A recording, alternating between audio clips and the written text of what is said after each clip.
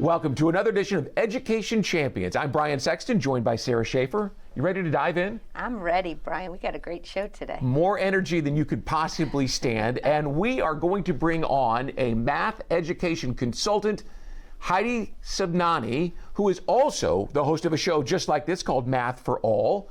What would you rather be doing, consulting or talking?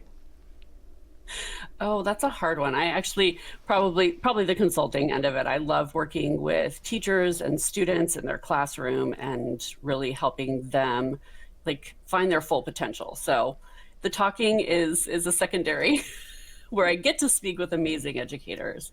But in classroom, always the best day. Well, I love to talk, so I'm going to throw a great question at you here, and that is, what is it about Sabnani Education Consulting that you do that sets you apart from others?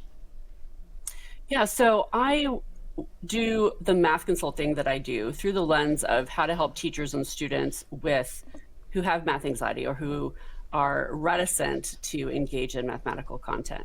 I myself started out as a literacy person with severe math anxiety, and it wasn't until I was forced, kicking and screaming, into math land and then realized, oh, I didn't learn this the way that I should have learned this. Like, if I had learned math in these ways, I actually may have made different choices in my life. And so that began kind of my experience in math education and with teachers and with students, and led to my doctoral work in finding ways that can kind of alleviate math anxiety in teachers. And so all of the math work that I do is through that lens. How can we provide teachers with the confidence and the skills to teach mathematics in ways that doesn't kind of continue that cycle of math anxiety for their students?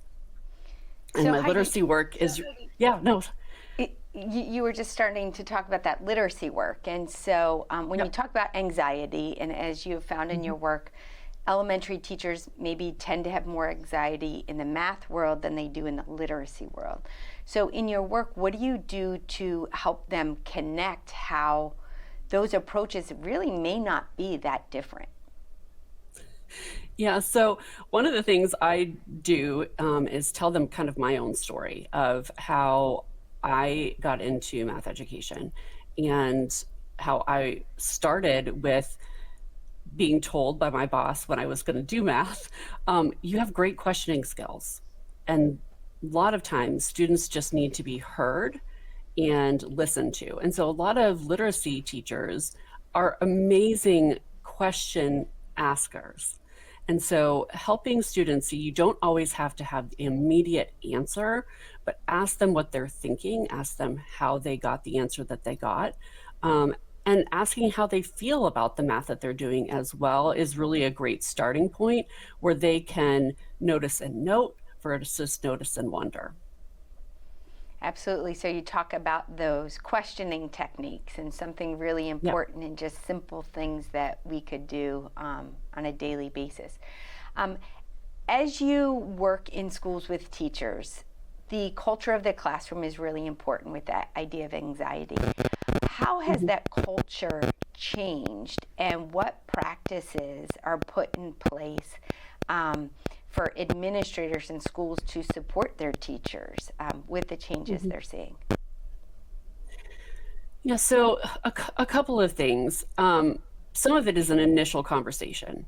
Not all administrators have a math background themselves. Some of them are math reticent or will admit to having math anxiety, so they don't always know what to look for. And so part of that is taking away speed elements of math in the classroom. It used to be, 50 years ago even, or 75 years ago, that being good at math was really about being quick at math.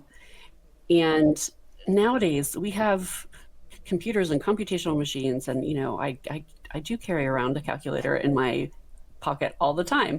And so it's that idea of we need to have an understanding of the why the mathematics works and deeper problem solving skills. So helping administrators see, okay, when you go into classrooms, are they asking for multiple ways of solving? are they valuing student voice and hearing from students, or is it just the teacher dispensing information? And that is often a real shift in mathematics classrooms. And helping teachers see that it's okay to take time to dig in, to give students conceptual opportunities with manipulatives in order to really help them build that foundation that they can then transfer to other problem-solving areas. So as we wrap up, how do people find you when you're in your alter ego as the online host? Where do they find you? Yeah, so you can find us on YouTube at Math for All Show. And the 4 is the number 4 versus FOR. And we are on YouTube or on Facebook. You can find us in those spaces. Fantastic. Well, thanks for joining us. We really appreciate your insight. Yeah, Heidi, Thank you thanks so much for what having you me. do in helping us, cure that anxiety that's out there. Thank you so much. And we'll look for you on Math for All, here on Education Champions. See you next time.